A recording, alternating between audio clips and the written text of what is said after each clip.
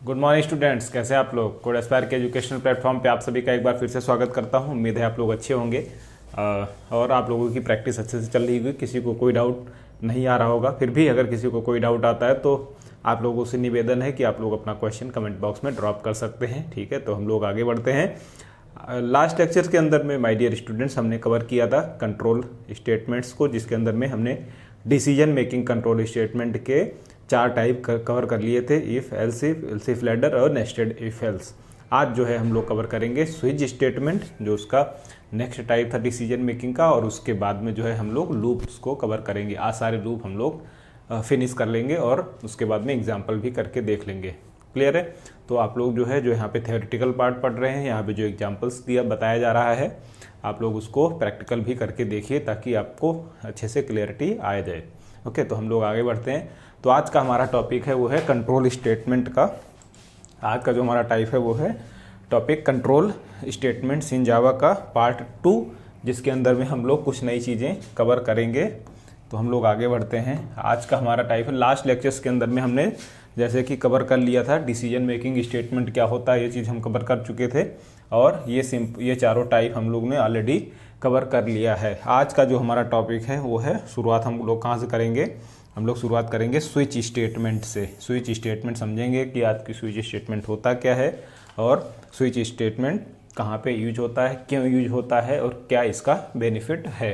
तो हम लोग आगे बढ़ते हैं। तो जैसा कि हम लोग देख सकते हैं स्विच स्टेटमेंट, तो स्विच सबसे पहले ये समझते हैं कि हम लोग की स्विच स्टेटमेंट होता क्या है। ओके, तो स्विच स्टेटमेंट बेसिकली क्या होता है कि जब भी आपको कोई ऐसा कोड लिखना है, ओके, जिसके अंदर में आपको क्या करना है, मल्टीपल ब्लॉक ऑफ कोड लिखा रहेगा और उसके बाद में आप ये चाहते हैं कि आप जो कंडीशन पास करो वो वही कंडीशन एग्जीक्यूट हो जो कि आपने कंडीशन वैलिड कंडीशन पास की है। जैसे इफ एल्स के केस में क्या होता था, पहली कंडीशन चेक होती थी इफ़ वाली, अगर वो चेक ट्रू हुई तो एग्जीक्यूट होता था उसके अंदर वाला कोड। एल्स में क्या होता था, एल्स इफ में फिर से वो नेक्स्ट कंडीशन पे जाता था, फिर से नेक्स्ट कंडीशन पे एंड सो ऑन। इस तरीके से सारी कंडीशन चेक करता था जब तक कि उसको करेक्ट कंडीशन नहीं मिल जाए। स्विच केस में क्या होता है, डायरेक्टली हम लोग कंडीशन पास कर देते हैं और वो ऑटोमेटिक चेक कर लेता है कौन से ब्लॉक पे जो है उसको एग्जीक्यूट करना है। तो इसकी डिफिनेशन भी हम लोग समझ सकते हैं कि switch statement contains the multiple block of code. Which statement contains the multiple block of code called cases, okay, ये जो है and single case executed based on the variable which being is switched। इसका मतलब क्या हुआ कि जब भी हम स्विच को यूज़ करते हैं तो स्विच के अंदर में क्या होता है, हम लोग केसेस पास करते हैं। केसेस बेसिकली क्या होता है, बेसिकली एक कंडीशन ही होती है कि कंडीशन 1 अगर एग्जीक्यूट होगा तो ये set of block code execute होगा, कंडीशन 2 अगर एग्जीक्यूट होगी तो ये set of block codes execute होगा। तो इस तरीके के मल्टीपल कंडीशंस जो है हम लोग स्विच के अंदर में केस के रूप में पास करते हैं और वो केस जो है अगर एग्जीक्यूट होता है सक्सेसफुली तो उसका ब्लॉक ऑफ कोड एग्जीक्यूट होता है, अदरवाइज नहीं होता है। तो जैसे इसका सिंटैक्स सबसे पहले समझ लेते हैं, उसके बारे में उसकी पॉइंट समझेंगे हम लोग। तो सिंटैक्स में आप देखोगे कि सिंटैक्स में हम लोग क्या करते हैं, स्विच फंक्शन यूज़ करते हैं जिसके अंदर में हम लोग अपनी कंडीशन पास करते हैं। ये बेसिकली क्या है, ये कंडीशन है। ओके, ये कंडीशन है। अब यहाँ पे क्या हुआ, कंडीशन यहाँ पास हुई है, उसके बाद में ये किसने क्या किया, ये कंडीशन चेक हुआ यहाँ पे। ओके, अगर ये कंडीशन इस केस के मैच करेगी तो ये स्टेटमेंट एग्जीक्यूट हो जाएगा।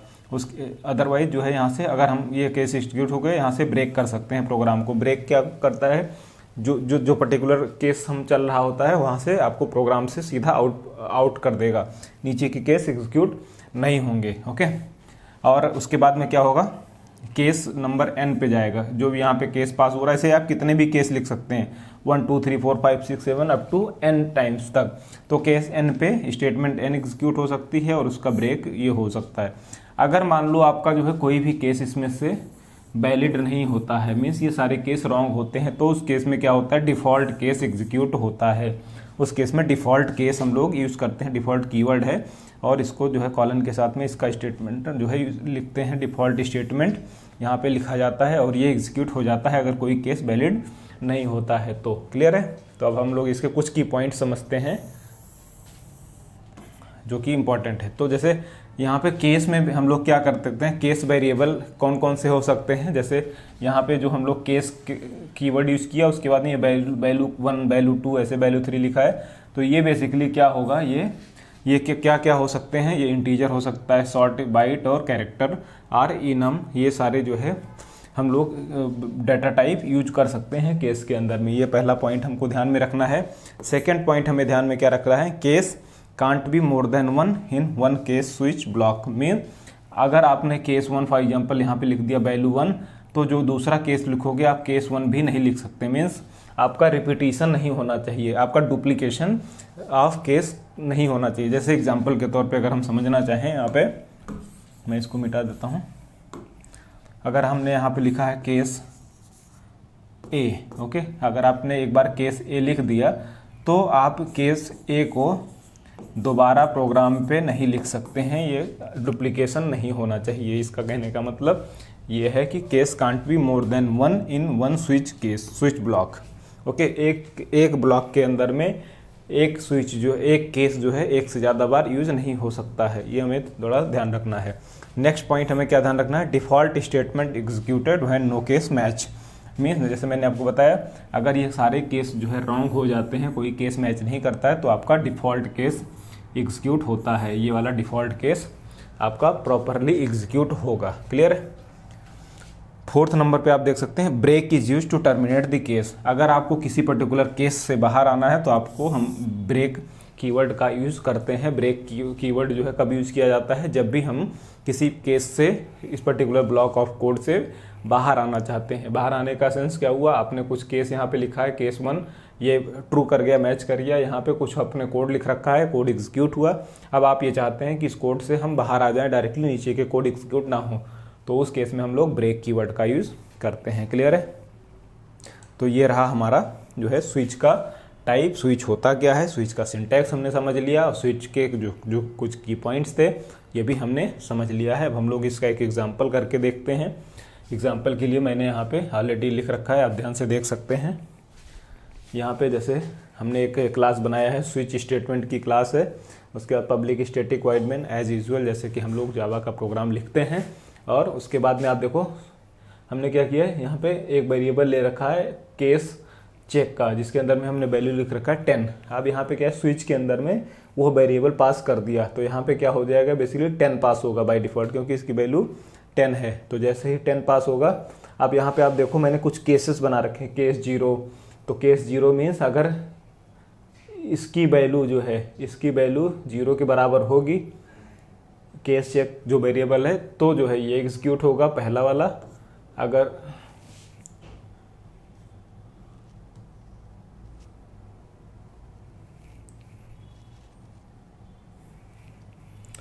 जो है इसका वैल्यू जो है केस चेक की वैल्यू अगर केस 10 के बराबर होगी, तो इसके अंदर में जो आउटपुट आएगा system dot out println case is 10। Okay, अगर हर एक केस के बाद हमने ब्रेक लगाया है कि अगर ये केस मैच करेगा तो ये स्टेटमेंट प्रिंट होने के बाद में सीधा प्रोग्राम बाहर आ जाएगा आपके पूरे स्विच केस से। और उसके बाद में अगर कोई भी केस मैच नहीं करता, फॉर एग्जांपल ये भी नहीं मैच करता, केस 0, केस 10 भी नहीं मैच करेगा, तो उस केस में डिफ़ॉल्ट केस एग्जीक्यूट होगा। और डिफ़ॉल्ट केस में हमने क्या प्रिंट कराया है, नंबर। ओके, ये नंबर बेसिकली ये केस चेक का है, या तो इसको ये यहाँ पे रॉन्ग है, तो इसको हम लोग केस चेक वेरिएबल लिख देंगे। ओके, ये केस चेक है, ये नंबर, ये थोड़ा टाइपो मिस्टेक है। आप लोग यहाँ पे नंबर की बजाय केस चेक ये वेरिएबल डायरेक्टली प्रिंट करा सकते हैं। क्लियर है। तो ये रहा हमारा switch statement. Clear, I hope. ये बेसिकली एक जो है इफ एल्स का एक अल्टरनेट सोल्यूशन है। अगर इफ एल्स में क्या होता था, हमको हर बार केसेस इफ एल्स चेक करने पड़ते हैं, तो लॉन्ग प्रोग्राम के लिए हमें लिखने में आसानी नहीं होती है, समझने में थोड़ी दिक्कत होती है। ओके, और उसकी कॉम्प्लेक्सिटी भी ज़्यादा हो जाती है, तो इस वजह से हम लोग इसको यूज़ करते हैं। क्लियर है। ग्रेट, आई होप यहाँ तक आपको समझ में आ गया होगा कि स्विच स्टेटमेंट होता क्या है, स्विच स्टेटमेंट का सिंटैक्स क्या है, और स्विच स्टेटमेंट का जो एग्जांपल है, आप लोगों से प्रॉपर निवेदन है कि जो यहाँ पे आपने एग्जांपल सीखा है, आप अपने सिस्टम में सबसे पहले उसको रन करने की कोशिश कीजिए। या फिर भी अगर किसी को कोई डाउट होता है, आप लोग अपना क्वेश्चन कमेंट बॉक्स में ड्रॉप कर सकते हैं। क्लास के बाद में उसको आपको सोल्यूशन देने की कोशिश करेंगे। और आपके जो भी डाउट हैं वो सब कुछ क्लियर करेंगे। तो बेझिझक आप लोग क्वेश्चन पूछ सकते हैं, ठीक है। और जो बच्चे नए हैं चैनल पे, वो चैनल को सब्सक्राइब कर लीजिए ताकि इससे आपको रेगुलर अपडेट्स भी मिलती रहेंगी। हम लोग आगे बढ़ते हैं। नेक्स्ट जो है हमारा टाइप है वो है कंट्रोल स्टेटमेंट का। नेक्स्ट जो हमारा टाइप है वो है लूप स्टेटमेंट। अब आज हम लोग समझेंगे कि लूप क्या होते हैं। बहुत सारे, ये जो है बहुत इंपॉर्टेंट टॉपिक है, ये बहुत इंपॉर्टेंट है क्योंकि ये इसी को यूज करके आप कोई भी लगभग आपकी मान के चलिए 70 से 80% प्रोग्राम के अंदर में आपको लूप का कॉन्सेप्ट यूज करना ही करना होता है बड़े सॉफ्टवेयर के अंदर में। तो इस वजह से इसको हमें समझना बहुत ज़रूरी है। क्लियर है। तो सबसे पहले हम लोग समझते हैं कि लूप क्या होता है। तो लूप बेसिकली क्या होता है, जहाँ पे हमें एक से ज़्यादा जो है मल्टीपल कंडीशन एग्जीक्यूट करनी होती हैं। वहाँ मीन्स आपको एक ही चीज़ रिपीट करनी है with different kind of condition. तो उस केस में हम लोग क्या यूज़ करते हैं, लूप का यूज़ करते हैं। आप इसकी डिफिनेशन भी देख सकते हैं। तो डिफिनेशन क्या कहती है हमारी, a program loop is a series of statement that executes for a specific number of repetition are until the specified condition are not are met। Means आप जो है कोई भी, फॉर एग्जांपल आपको कोई कंडीशन ऐसी लिखनी है, मीन्स एक प्रोग्राम के अंदर में आपको एक कंडीशन कई बार एग्जीक्यूट करनी है। वो कब तक एग्जीक्यूट करनी है, जब तक आपका जो है कंडीशन मैच ना कर जाए, आपकी जो रिक्वायरमेंट थी, स्पेसिफिकेशन था, वो मैच नहीं कर जाता। तो उस तक केस के लिए में हम लोग लूप का यूज़ करते हैं। आप ये जहाँ पे भी रिपीटिशन का काम आएगा वहाँ पे हम लोग लूप को यूज़ करेंगे। क्लियर है। तो लूप का यूज़ कहाँ पे करते हैं, जहाँ पे हम अपने प्रोग्राम के अंदर में रिपीटिशन का कोड लिखना चाहते हैं। और वो रिपीटिशन कब तक होता है, जब तक कि हमारी जो कंडीशन है वो मैच नहीं कर जाती। जब तक कि हमारी स्पेसिफाइड कंडीशन है वो मैच नहीं कर जाती, तब तक हम लोग जो है उसको लूप को यूज करते रहते हैं, तब तक उसकी कंडीशन एग्जीक्यूट होती रहती है। ओके, क्लियर है। अब हम लोग समझते हैं नेक्स्ट कि टाइप्स ऑफ लूप। लूप कितने टाइप का होता है। तो मेनली लूप जो है 3 टाइप के होते हैं। पहला फॉर लूप, दूसरा वाइल लूप, तीसरा डू वाइल लूप। अब हम ये आगे जो है एक एक करके इसका एग्जांपल और चीज़ें करके देखेंगे। तो हम लोग आगे बढ़ते हैं। नेक्स्ट पहला है हमारा फॉर लूप स्टेटमेंट। पहला है हमारा फॉर लूप स्टेटमेंट। तो इसको फॉर लूप कहाँ पे यूज़ करते हैं, तो फॉर लूप कहाँ पे यूज़ करते हैं, जहाँ पे हमें when the iteration is known the then we use the for loop. जहाँ पे हमें ये मालूम होता है कि हमें क्या कहते हैं, आइट्रेशन को मीन्स लूप को कितनी बार घुमाना है। तो अगर ऐसी सिचुएशन आती है तो हम को लोग जो है फॉर लूप का यूज़ कर सकते हैं। तो यहीं पे इसका कहने का मतलब यही है कि when the iteration is known means आपको कितनी बार घुमाना है जो है कंडीशन को, अगर ये आपको मालूम है पहले से, तो हम लोग क्या करते हैं, then we use the for loop. अगर आपको ऐसा मालूम होता है तो आपको कौन सा लूप यूज़ करना होता है, फॉर लूप यूज़ करना होता है। क्लियर है। अब हम लोग इसका एक फ्लो चार्ट समझ लेते हैं। फ्लो चार्ट बेसिकली क्या होता है, flow chart of for loop. कई बार जो है जो इंटरव्यू में पूछ लिया जाता है, आप फॉर फ्लो चार्ट बनाइए फॉर लूप का, डू वाइल लूप का, वाइल लूप का। तो आपको समझ में आना चाहिए। जो बच्चे नए हैं उनके लिए मैं बता दूं कि फॉर लूप क्या होता है। किसी भी प्रोग्राम का जो है ग्राफिकल रिप्रेजेंटेशन होता है फॉर लूप, और जिसके अंदर में हम लोग कुछ सिंबल्स का यूज़ कर सकते हैं, कुछ ब्लॉक्स का यूज़ करके अपने प्रोग्राम का फ्लो दर्शाते हैं कि हमारा फ्लो कैसे होता है। तो इसी को हम बोलते हैं फ्लो चार्ट। ओके, तो फ्लो चार्ट क्या है, बेसिकली एल्गोरिथम का ही एक पार्ट है। एल्गोरिथम क्या होता है, स्टेप बाय स्टेप सोल्यूशन होता है किसी भी प्रोग्राम का। तो यहाँ पे जो हमारा स्टेप बाय स्टेप सोल्यूशन होता है वो हम ग्राफिकल रिप्रेजेंटेशन में अगर यूज़ करते हैं तो हम उसको बोलते हैं फ्लो चार्ट। क्लियर है। तो हम लोग आगे बढ़ते हैं। फॉर लूप जैसे हम बात कर रहे थे कि फॉर लूप कब तक कहाँ पे यूज़ किया जाता है, जहाँ पे हमें नंबर ऑफ आइट्रेशन मालूम होता है वहाँ पे हम लोग फॉर लूप का यूज़ करते हैं। इसका सिंटैक्स की बात की जाए तो सिंटैक्स में हम लोग सबसे पहले फॉर कीवर्ड यूज़ करते हैं। सब उसके पहले इनिशियलाइजेशन होता है, इनिशियलाइजेशन के बाद कंडीशन चेक होती है, और या फिर इंक्रीमेंट डिक्रीमेंट, और यहाँ पे आपका ब्रेसेस ओपन ब्रेसेस क्लोज। तो इस तरीके के सिंटैक्स को हम लोग क्या बोलते हैं, फॉर लूप का सिंटैक्स बोलते हैं। This is the syntax of for loop. I hope आपको यहाँ तक समझ में आया होगा। अभी एग्जांपल हम लोग आगे बढ़ते हैं, एग्जांपल करेंगे तो आपको अच्छे तरीके से समझ में आ जाएगा। हम लोग एग्जांपल करते हैं। तो यहाँ पे मैंने एक एग्जांपल लिख रखा है ऑलरेडी। एग्जांपल क्या है, example of for loop. Okay, for loop की एक क्लास बनाई, public static void main as usual we use the common syntax. यहाँ पे हमने एक वेरिएबल लिख रखा है सम इज इक्वल टू 0। अब यहाँ पे आप देखो फॉर, तो ये क्या है फॉर पहला, ये क्या है इनिशियलाइजेशन हो गया, इनिट कर दिया मीन्स इनिशियलाइजेशन कर दिया। कैसे? क्योंकि इसका सिंटैक्स कहता था पहला इनिशियलाइजेशन होगा, उसके बाद दूसरे नंबर पे कंडीशन चेक, हर एक के बाद में आप देखो कॉमा लग रखा है। ओके, तो यहाँ पे उसके बाद ये क्या है, बेसिकली ये कंडीशन हो गई, ये क्या है condition, this is the condition. Okay, और ये क्या है आई प्लस प्लस मीन्स ये इंक्रीमेंट है, ये इंक्रीमेंट है। यहाँ पे इंक्रीमेंट या फिर डिक्रीमेंट भी यूज़ कर सकते हैं। अगर हम आई माइनस माइनस लिख दें, यहाँ पे आई माइनस माइनस लिख दें तो जो है ये डिक्रीमेंट का पार्ट हो जाता है। तो फिलहाल अभी यहाँ पे ज़रूरत है हमें इंक्रीमेंट की, तो हम इंक्रीमेंट का यूज़ कर रहे हैं। अब यहाँ पे फॉर कंडीशन क्या है, मीन्स इसका मतलब क्या हुआ, सबसे पहले यहाँ पे क्या आएगा, चेक करेगा वेरिएबल हमारा कि int I is equal to 1 means I को 1 के बराबर में इनिशियलाइज कर देगा। और उसके बाद में नेक्स्ट स्टेप में क्या होता है, लूप कैसे चलता है, इसको हम लोग चला के देखते हैं।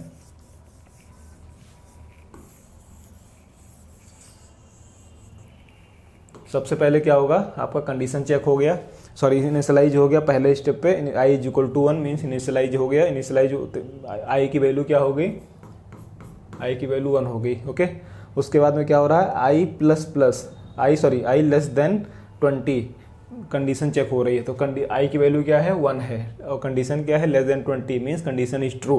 अगर कंडीशन ट्रू होती है तो उस केस में क्या होता है आपका, उस केस में क्या होगा, आपका सीधा कंडीशन चेक करने के बाद आपका ब्लॉक ऑफ कोड में आ जाएगा, प्रोग्राम यहाँ पे आ जाएगा, जो भी आप लाइन ऑफ कोड पहली लाइन से एंड तक आपका चेक करेगा।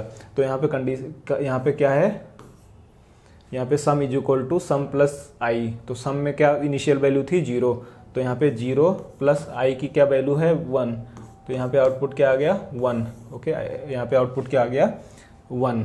ओके, और जैसे ही 1 आउटपुट आया, हम लोग क्या कर रहे हैं, यहाँ पे सम वेरिएबल के अंदर में सम को आई कर रहे हैं, मतलब आपको 1 से 20 तक का सम निकालना है, 1 + 2 + 3 + 4 + 5 अप टू 19 20 तक का आपको सम निकालना है। ओके, तो अब देखिए यहाँ पे ये 1 आ गया राइट, पहली बार में जब लूप चला।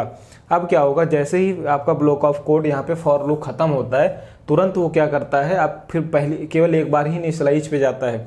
उसके बाद क्या करेगा, यहाँ से सीधा उठ के आपका यहाँ पे चेक करेगा, फिर से आई प्लस प्लस कर देगा, इंक्रीमेंट ऑपरेशन कर देगा। तो इंक्रीमेंट में आई क्या हो जाएगा, नेक्स्ट केस में आई इज इक्वल टू 2 हो जाएगा। आई इज इक्वल टू 2 होने के बाद फिर से आपको यहाँ से क्या होता है, पॉइंटर आपका यहाँ पे चेक करता है, कंडीशन चेक करता है, इनिशियलाइज नहीं करता। इनिशियलाइज पहली बार होता है, इनिशियलाइज होने के बाद में कंडीशन चेक होती है पहली बार, उसके बाद में ब्लॉक ऑफ कोड एग्जीक्यूट होता है। अगर ब्लॉक ऑफ कोड जो भी कोड लिखा है वो एग्जीक्यूट होने के बाद में सारे कोड, जितने भी कोड लिखे होंगे, मान लो यहाँ 4 लाइन लिखी होगी, 1 2 3 4 5, तो वो सारी लाइन एग्जीक्यूट हो जाएगी। और उसके बाद में तब जो है आपका पॉइंटर कहाँ जाएगा, इंक्रीमेंट या फिर डिक्रीमेंट ऑपरेटर पे जाएगा।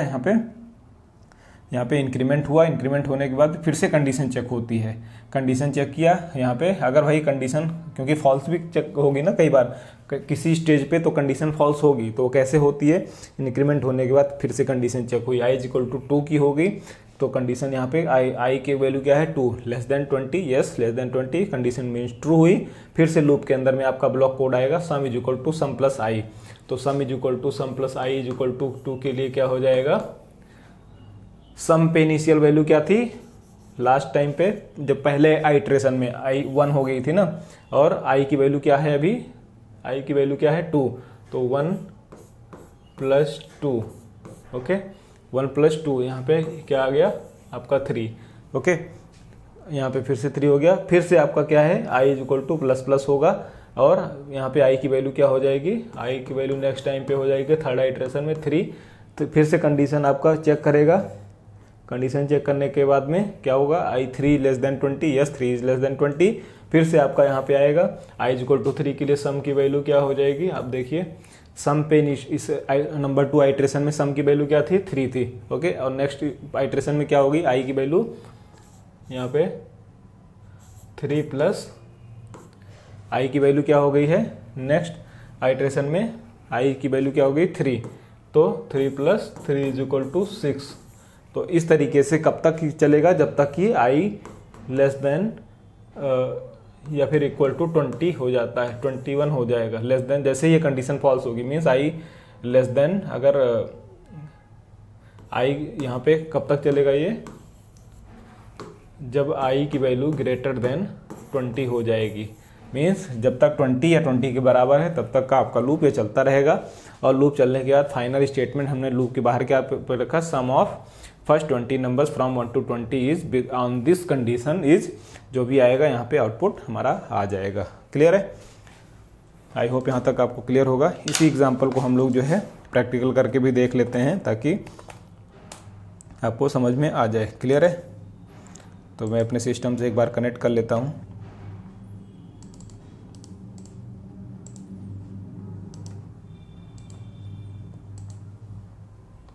या फिर हम लोग जो है और भी देख लेते हैं, एक साथ ही प्रोग्राम कर लेंगे। क्लियर है? नेक्स्ट हम लोग जो है हमारा क्या है, वाइल लूप। नेक्स्ट हमारा क्या है, वाइल लूप। तो वाइल लूप बेसिकली हम लोग कहाँ पे यूज़ करते हैं, जहाँ पे हमें आइट्रेशन मालूम नहीं होता है। उस केस में हम लोग, मीन्स आपको लूप कितनी बार चलाना है, अगर आपको ऐसा कंडीशन नहीं मालूम है तो हम लोग यूज़ करते हैं वाइल लूप का यूज़ करते हैं। तो वाइल लूप को यूज़ करने का, when iteration is unknown, means जब आइट्रेशन नहीं मालूम है तो हम कौन सा लूप यूज़ करते हैं, वाइल लूप यूज़ करते हैं। ओके, ये इसका फ्लो चार्ट हम लोग देख लेते हैं। तो फ्लो चार्ट में बेसिकली वही, जैसे मैंने बताया कि एक ग्राफिक रिप्रेजेंटेशन होता है कि आपका प्रोग्राम कैसे चलेगा। यहाँ पे स्टार्ट हो गया, स्टार्ट होने के बाद कंडीशन चेक होती है, अगर कंडीशन ट्रू है तो स्टेटमेंट में जाएगा, एल्स में अगर फॉल्स होती है तो यहाँ पे टर्मिनेट हो जाएगा प्रोग्राम। सिंपल इसका सिंटैक्स है, वाइल कीवर्ड यूज़ करेंगे, कंडीशन यहाँ पास होगा, अगर ये कंडीशन ट्रू होगी तो ही इस ब्लॉक ऑफ कोड को एग्जीक्यूट करेगा, एल्स में कुछ नहीं होगा।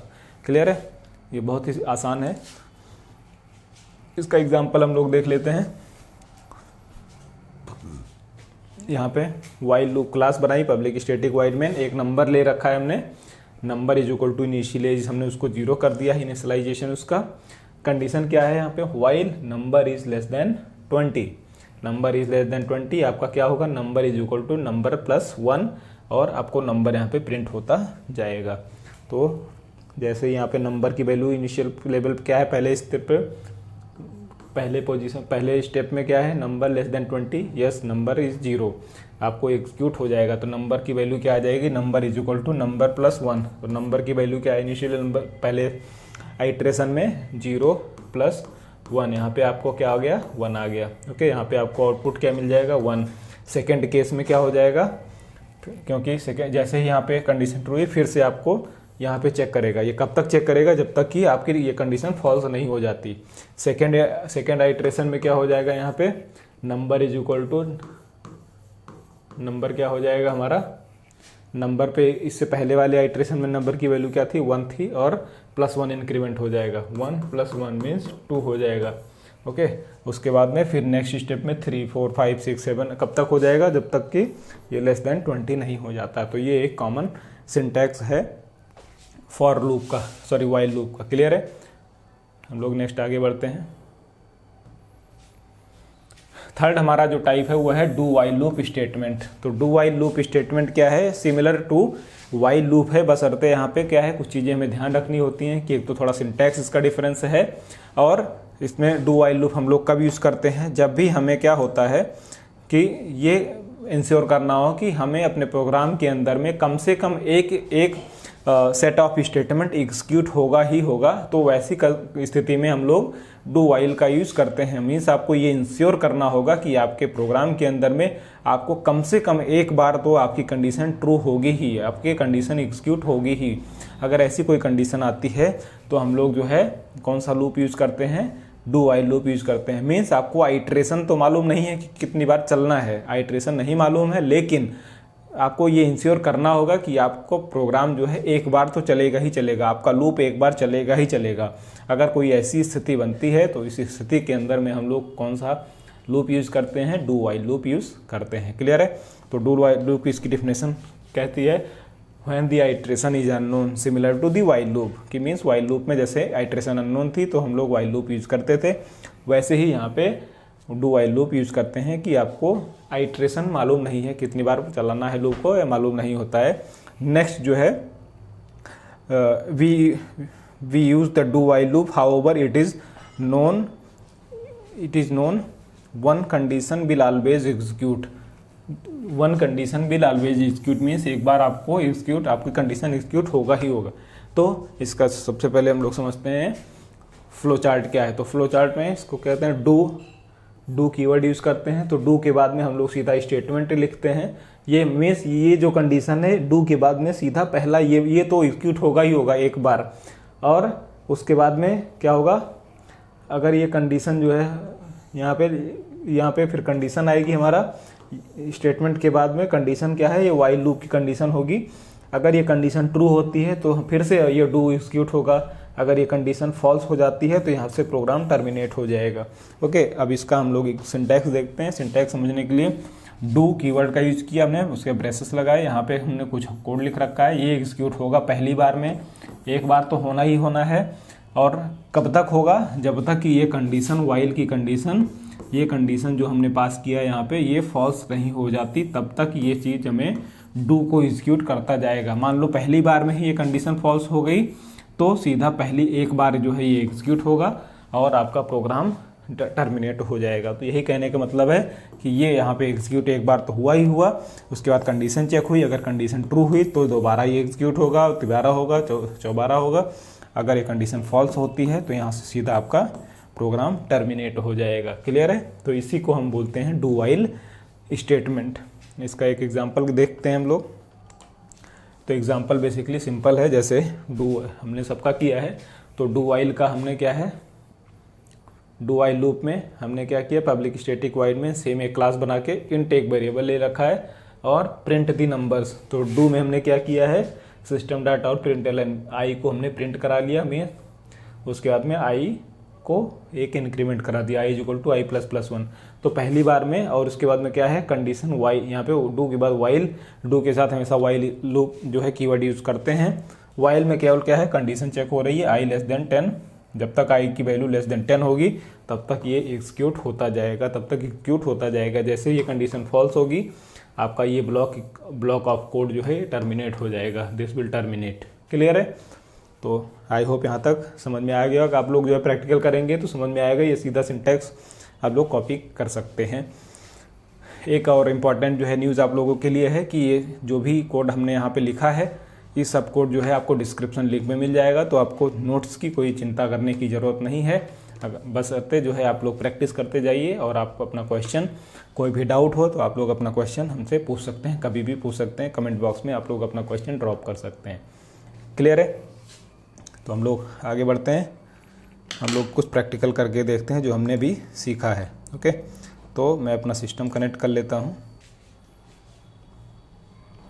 यहाँ पे हमने लास्ट लेक्चर के अंदर में हम सबसे पहले क्या कर रहे हैं, एक क्लास बना ले रहे हैं। क्लास कौन सी है,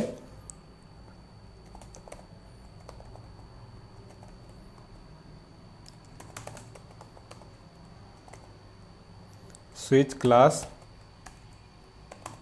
डॉट जावा। ये हमने स्विच क्लास बना लिया एक। ओके, स्विच क्लास बना लिया हमने, और ये स्विच क्लास में हम देख सकते हैं आप कि कौन सा ये हमारा प्रोग्राम था। ओके, ये मैं इसको प्रोग्राम को यहाँ पे आप लोगों के लिए कॉपी कर लेता हूँ ताकि समय बचे हमारा। ओके, जैसे ही हमने क्या है यहाँ पे चेक स्टेटमेंट, ये रॉन्ग था, ये हमने क्या है स्विच क्लास का जो भी हमने कोड में आपको दिया था अभी एग्जांपल में, सेम कोड को मैं एग्जीक्यूट करा रहा हूँ ताकि आप लोग जो है रिलेट कर सकें। ओके, तो यहाँ पे जावा सी, उसके बाद में क्या है स्विच डॉट जावा। जैसे ही हमने क्या कंपाइल किया, हमारी क्लास फाइल बन गई, मीन्स आपका प्रोग्राम सक्सेसफुली कंपाइल। देखते हैं जो हमने लास्ट अभी सीखा है। तो जैसे सबसे पहला प्रोग्राम हमने, जो मैंने आपको अभी पीपीटी के अंदर में बताया था नोट्स के अंदर में, कि हमारा जो प्रोग्राम है स्विच स्टेटमेंट कैसे काम करता है। तो उसके लिए जैसे सेम कोड को मैंने यहाँ पे लिख रखा है, आप लोग क्या उसको कंपाइल करा सकते हैं। तो जैसे यहाँ पे स्विच स्टेटमेंट क्लास हमने बना लिया है, और पब्लिक स्टैटिक वाइड मेन आपको केस चेक। अब यहाँ पे आप देखो केस चेक जैसे ही पास किया है, यहाँ पे जो भी ये केस की वैल्यू होगी वो पर्टिकुलर केस एग्जीक्यूट होगा। ओके, या फिर यहाँ पे हम लोग प्रिंट कर सकते हैं डिफ़ॉल्ट केस। ओके, हम लोग इसको कंपाइल कराते हैं, देखते हैं क्या आता है।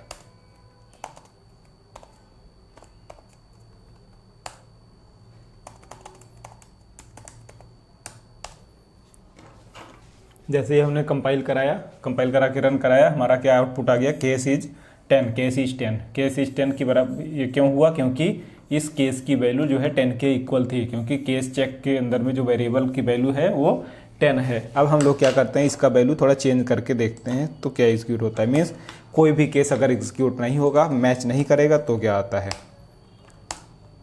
अब ये आप देखो, ये केस 0 भी नहीं मैच किया, केस 10 भी नहीं मैच किया, क्योंकि केस चेक की वैल्यू 11 थी। तो इस वजह से क्या हुआ, अगर कोई केस नहीं मैच करता है तो हमारा डिफ़ॉल्ट केस एग्जीक्यूट हुआ। तो डिफ़ॉल्ट केस के अंदर में हम लोग ने क्या किया है, डिफ़ॉल्ट केस प्रिंट कराया है, तो आपका आउटपुट क्या आ गया, default case.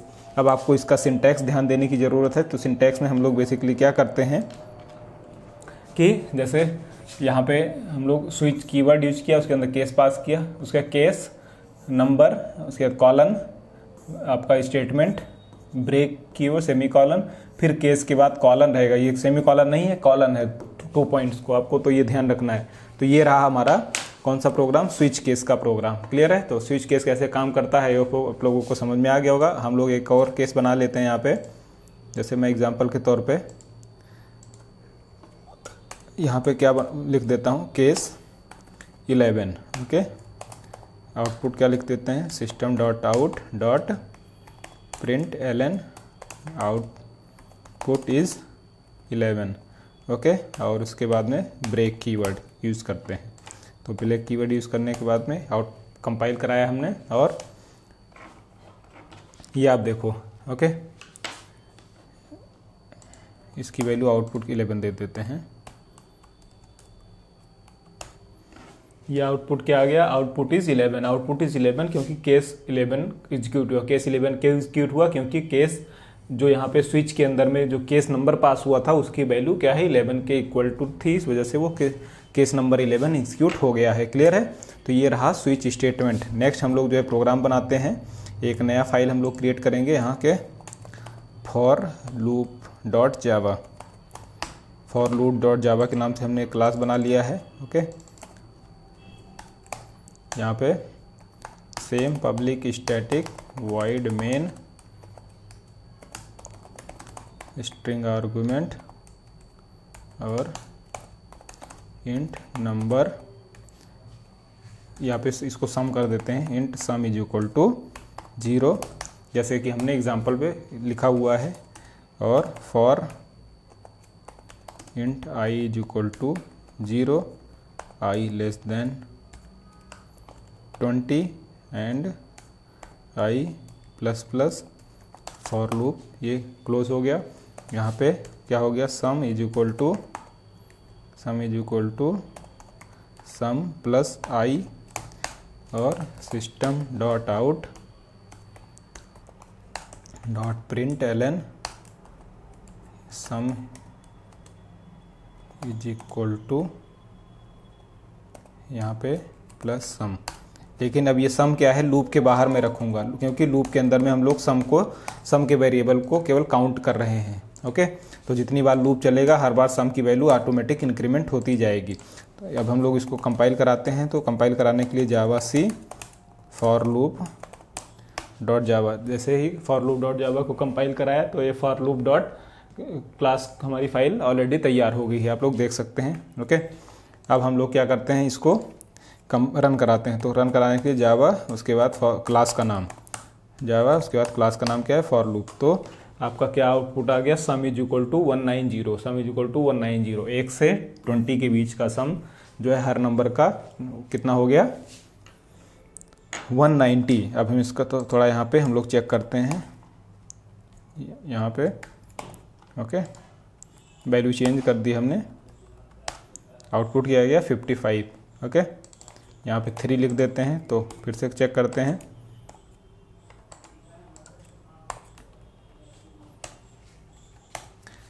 Some is equal to 6, 1 + 2 + 3, 1 + 2 + 3 कितना होता है 6। Output is 6। क्लियर है? तो ये फॉर लूप का हमारा क्या हो गया, एक एग्जाम्पल हो गया। नेक्स्ट हम लोग ये नया एग्जाम्पल करते हैं। ये सारा जो है नोट्स आपको मिल जाएगा कहाँ पे, डिस्क्रिप्शन लिंक में मिल जाएगा। जो भी नोट्स देख रहे हो आप, सबसे पहले जो मैंने आपको नोट्स दिखाया और साथ के साथ जो हम अभी यहाँ पे प्रैक्टिस सेशन कर रहे हैं, इसका सारा जो है डिटेल नोट्स आपको मिल जाएगा विद प्रोग्राम जो है डिस्क्रिप्शन लिंक के अंदर में। तो आपको घबराने की ज़रूरत नहीं है। बस मैं आप लोगों से केवल एक निवेदन करता हूँ कि जो भी यहाँ पे मैं आपको लाइन ऑफ कोड करके बता रहा हूँ या जो थ्योरेटिकल पार्ट आपको बताया जा रहा है, उसको आप प्रैक्टिकली इंप्लीमेंट करने की कोशिश कीजिए, क्योंकि इससे आपकी प्रैक्टिस भी अच्छी होगी और आपको अंडरस्टैंडिंग भी अच्छी हो जाएगी। क्लियर है? तो हम लोग नेक्स्ट प्रोग्राम पे आते हैं। फॉर लूप हमने कर लिया। अब हम लोग करते हैं while loop. While loop dot जावा के नाम से हमने एक क्लास बनाया। आपको ये पैकेज वगैरह हटा देना है, सिंपल एक फोल्डर में ही हम लोग लिखते हैं। तो मैं समय बचाने के लिए सिंपल इसको क्या कर रहा हूँ, ये पब्लिक स्टैटिक वॉइड मेन वाला कोड कॉपी कर ले रहा हूँ। ठीक है, ये सेम है। और int number is equal to 0 और यहाँ पे while number less than equal to 10। अगर का number less than equal to 10 है तो हमारा आउटपुट क्या है, system dot out print ln। और यहाँ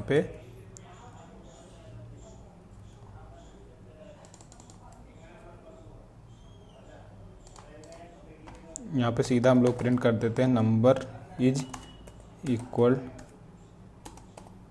equal to plus number. Number कैसे होगा, अब नंबर इज इक्वल टू क्या होगा, number is equal to number plus 1। Okay, number को एक एक इंक्रीमेंट हम लोग करते जाते हैं और यहाँ पे प्रिंट कराते जाते हैं। क्लियर है? तो इसको हम लोग कंपाइल करा के देखते हैं। तो इस कंपाइल कराने के लिए कमांड क्या है, जावा सी वाइल लूप डॉट जावा के नाम से फाइल हो गई। जैसे ही कोड कंपाइल हुआ आप देख सकते हैं while loop dot class already तैयार हो गया। यहाँ पे जावा वाइल लूप रन कराया हमने, तो आउटपुट देख सकते हैं। आउटपुट क्या आया, नंबर इज इक्वल टू 1 2 3 4 5 6 7 8 और 9 10 11। 11 क्यों आया, क्योंकि हमने 0 से एग्जीक्यूट किया था, 0 से 10 तक का। तो 0 से 10 तक का जब हुआ तो number is equal to number plus 1 है। अगर हम इसको यहाँ पे क्या कर दें, लेस देन 10 कर देते हैं तो ये 10 तक एग्जीक्यूट होगा। अब यहाँ पे आपको देख सकते हैं number is equal to 10। Clear है? तो ये हो गया वाइल लूप। हम लोग नेक्स्ट एक प्रोग्राम करके देखते हैं जो हमारा लास्ट था, डू वाइल लूप।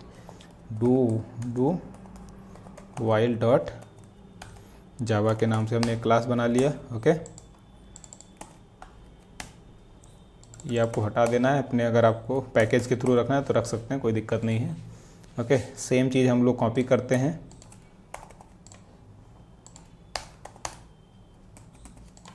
जो हमने यहाँ पे लिख रखा है। ओके, तो अब डू वाइल में हम लोग क्या करते हैं, डू का यूज़ करते हैं, राइट। तो डू के अंदर में हम लोग कंडीशन लिखते हैं। डू के अंदर में कंडीशन लिखते हैं और उसके बाद में वाइल को यहाँ पे ब्रेक करते हैं। तो ये हमारा कॉमन सा सिंटैक्स हो गया। ओके, ये कॉमन सिंटैक्स हो गया हमारा डू वाइल का। तो यहाँ पे बेसिकली क्या है, नंबर जो इनिशियल नंबर है 0 वो इंक्रीमेंट हो जाएगा 1। कब तक, जब तक कि हमारा नंबर लेस देन 10 नहीं हो जाता है। क्लियर है? तो यहाँ पे हम लोग एक इसको कंपाइल करा के देखते हैं कि क्या आता है। Java C do while dot Java compile हो गया। आपका क्लास फाइल ऑलरेडी बनकर तैयार हो गई। जावा डू वाइल रन कराया हमने क्लास का नाम। अब आप देखो आउटपुट क्या आ रहा है, 1 2 10 3 4। अब यहाँ पे डिफरेंस आउटपुट में कुछ नहीं आया, वाइल और डू वाइल में कोई डिफरेंस आपको नज़र नहीं आ रहा है। लेकिन अब मैं यहाँ पे एक छोटा सा ट्विक करूँगा। ट्विक क्या करूँगा, less than number is greater than 10। अगर नंबर ग्रेटर देन 10 हो तो ये, जब तक कि नंबर ग्रेटर देन 10 हो तो क्या होगा। आप देखो कंडीशन मैंने फॉल्स कर दी। कंडीशन मैंने फॉल्स कर दी, नंबर की वैल्यू ग्रेटर देन 10 हो ही नहीं सकती, क्योंकि ये इनिशियलाइज 0 पे है। और 0 के बाद जब 0 + 1 हो जाएगा तो ये नंबर की वैल्यू क्या आ जाएगी, 1 हो जाएगी। और यहाँ पे आउटपुट क्या आ जाएगा, नंबर विज को 1। कंडीशन ये फॉल्स हो गई, इस वजह से केवल और केवल एक बार ही एग्जीक्यूट हुआ ये ब्लॉक। तो एक ब्लॉक पहली बार केवल एग्जीक्यूट हुआ, नंबर इज इक्वल टू 1, आपके पास आउटपुट आ गया। और डू वाइल की डेफिनेशन भी यही कहती है कि अगर आपके पास आइट्रेशन अननोन है और आपको ये लिखना हो, इंश्योर करना हो कि आपका प्रोग्राम एक बार एग्जीक्यूट हो ही, ऐसा कंडीशन में हम लोग डू वाइल का यूज़ करते हैं। तो डू का पहला बार जो है ये आइट्रेशन एग्जीक्यूट हो गया, आपके पास आउटपुट आ गया, कंडीशन वाइल की फॉल्स हो गई, इसलिए प्रोग्राम आगे नहीं बढ़ा। तो ये रहा जो है हमारा लूप स्टेटमेंट। तो इस तरीके के सारे लूप स्टेटमेंट्स हमने ऑलरेडी यहाँ पे कवर कर लिए हैं। उम्मीद आई होप आप लोगों को समझ में आ गया होगा। फिर भी किसी को कोई doubt? Any student? Okay great.